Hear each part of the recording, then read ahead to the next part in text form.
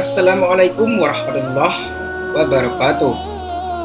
Allah mengutus Musa dan saudaranya Harun kepada Fir'aun dan pembesar-pembesarnya karena ia yang sombong dan mengaku Tuhan serta disembah oleh orang-orang lantaran takut kepadanya. Kemudian Fir'aun mendengar adanya seorang perempuan cantik bernama Aisyah, maka ia pun mengawininya, sedang ia seorang yang beriman kepada Allah dengan sembunyi-sembunyi. Tatkala Fir'aun bermimpi, lalu ia bertanya kepada ahli-ahli sihir tentang tafsirnya. Maka mereka berkata kepadanya, sesungguhnya akan dilahirkan dalam kerajaanmu seorang anak laki-laki yang menjadi sebab bagi kebinasaanmu dan kebinasaan kaummu. Maka Fir'aun memerintahkan untuk membunuh setiap anak laki-laki yang dilahirkan. Imran adalah salah seorang menterinya. Ketika istrinya melahirkan Musa, tidak seorang pun yang menyadari bahwa ia hamil hingga melahirkan. Maka Allah mewahyukan kepadanya agar ia membuangnya ke sungai Nil. Ibu Musa membuat sebuah peti dan meletakkan Musa di dalamnya sambil menangis, terutama karena ayahnya telah meninggal pada waktu itu. Ibu Musa berkata kepada saudara perempuannya, "Lihatlah kepadanya dari jauh." Ibu Musa membuangnya ke sungai, sehingga ia terombang-ambing dipermainkan ombak dan terdampar di istana Fir'aun. Putri Fir'aun menemukan peti tersebut, dan ia adalah seorang yang berpenyakit belang. Ketika ia menyentuh Musa, penyakitnya pun sembuh. Kemudian, ia membawanya kepada ayah dan memberitahu dia apa yang terjadi. Aisyah berkata kepada Fir'aun, "Jangan bunuh dia, biarkan dia kita didik." Fir'aun setuju dan menyuruh mendatangkan perempuan-perempuan yang menyusui. Setelah mereka datang, ternyata Musa tidak mau menyusu kepada seorang pun di antara mereka. Maka berkatalah saudara perempuan ibu Musa kepada mereka, "Maukah kutunjukkan kepada kalian suatu keluarga yang sanggup memeliharanya bagimu?" Mereka menjawab, "Baiklah." Kemudian datang kepada ibunya dan menyusui sampai sempurna masa penyusuannya. Mereka pun memberi imbalan yang cukup kepadanya. Lalu pergilah ibunya meninggalkannya. Ketika umur Musa mencapai 40 tahun, ia pun mulai menyuruh orang-orang untuk menyembah Allah. Tatkala ia sedang berada di jalanan, tiba-tiba ia melihat dua orang laki-laki sedang berkelahi. Yang satu bernama Kipti dan yang kedua seorang Israel dari keturunan Yakub.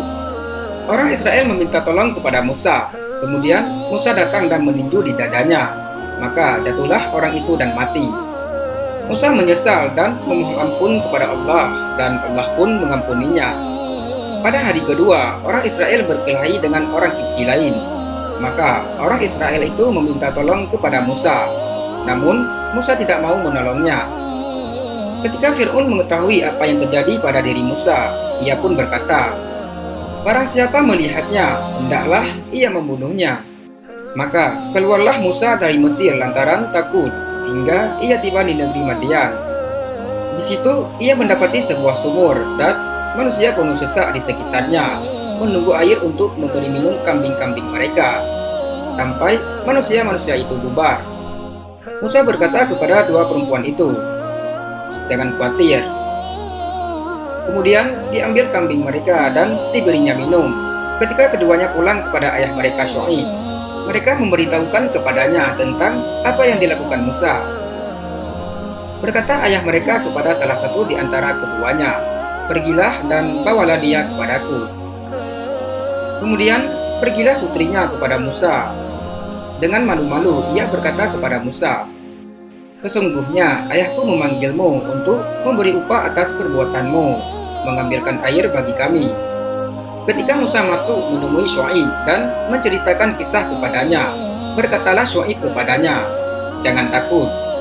Kemudian Syuaib mengawinkannya dengan salah seorang putrinya, dengan syarat ia mengembalakan kambing baginya 10 tahun. Maka Musa pun menerimanya, dan mulailah ia mengembala kambing hingga berakhir masanya. Musa pun minta izin kepada Syuaib untuk kembali ke Mesir, dan Syuaib pun mengizinkannya. Ia pun pergi membawa istri dan anaknya serta kambing-kambingnya hingga tiba di Gunung Sur. Maka berbicara Tuhannya kepadanya dengan firman-Nya, "Sesungguhnya aku adalah Tuhanmu. Pergilah kepada Fir'aun. Sesungguhnya ia adalah seorang yang berbuat aniaya." Musa memohon kepada Tuhannya supaya mengutus saudaranya Harun bersamanya. Allah mengabulkan permohonannya. Pada waktu itu Harun adalah seorang menteri di kerajaan Fir'aun. Maka Allah mewahyukan kepadanya, "Sambutlah saudaramu, ia sedang bertolak menuju Mesir." Ia pun pergi menyambut Musa. Musa mengabarkan kepadanya bahwa ia ikut bersamanya melaksanakan tugas dari Allah. Keduanya pergi kepada ibu mereka, dan sesudah itu pergi menjumpai Fir'aun, dan berkata kepadanya, "Katakanlah, tiada Tuhan selain Allah, dan bertobatlah dari perbuatanmu yang sekarang." Fir'aun berkata, "Jika engkau seorang nabi, berilah suatu tanda." Maka Musa pun melemparkan tongkatnya, dan berubahlah tongkat itu menjadi ular. Kemudian mengeluarkan tangannya dari sakunya.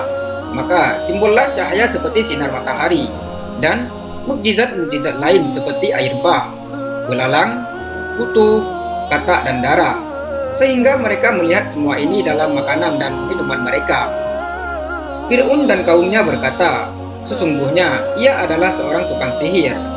Maka Fir'aun mendatangkan tukang-tukang sihir dan berkata kepada mereka, "Keluarkanlah kepandaian sihir kalian untuk menghadapi Musa." Mereka pun melakukannya. Lalu Musa melemparkan tongkatnya, dan berubahlah tongkat itu menjadi ular besar, dan menelan semua yang mereka buat. Oleh karena itu, berimanlah semua tukang sihir itu, dan rebahkan mereka bersujud kepada Allah. Maka Fir'aun memerintahkan untuk memotong tangan-tangan dan kaki-kaki mereka, dan menyalib mereka di batang pohon kurma. Mereka pun menerima dengan sabar dan tetap beriman. Jumlahnya ada 70 orang.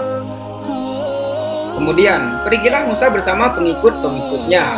Maka dikejarlah mereka oleh Fir'aun dan tentaranya untuk membinasakan mereka hingga tiba di laut. Maka Musa memukulkan tongkatnya ke laut, dan terbelahlah laut itu menjadi 12 jalan, sehingga keringlah airnya. Lalu masuklah Musa dan kaumnya. Kemudian menyusul di belakangnya Fir'aun dan pasukannya. Allah menyelamatkan Musa dan para pengikutnya, sedangkan laut tertutup di atas Fir'aun dan pasukannya, sehingga terbenamlah mereka semua. Ternyata mayat Fir'aun tetap utuh, sebagaimana disebutkan dalam Al-Quran. Ini telah dibuktikan dengan ditemukannya mumi Fir'aun Faraof di Mesir pada abad ke-20 sesudah Masehi. Sebagaimana firman Allah dalam Al-Quran, "Hari ini kami jadikan tubuhmu tetap utuh, sebagai tanda bagi orang-orang yang di belakangmu. Dan sesungguhnya banyak orang melalaikan ayat-ayat kami." Quran Surat Yunus ayat 92. Demikianlah kisah Nabi Musa alaihissalam. Semoga kita semua dapat mengambil hikmah dan pelajaran dari kisah ini. Wallahu a'lam bishawab. Assalamualaikum warahmatullahi wabarakatuh.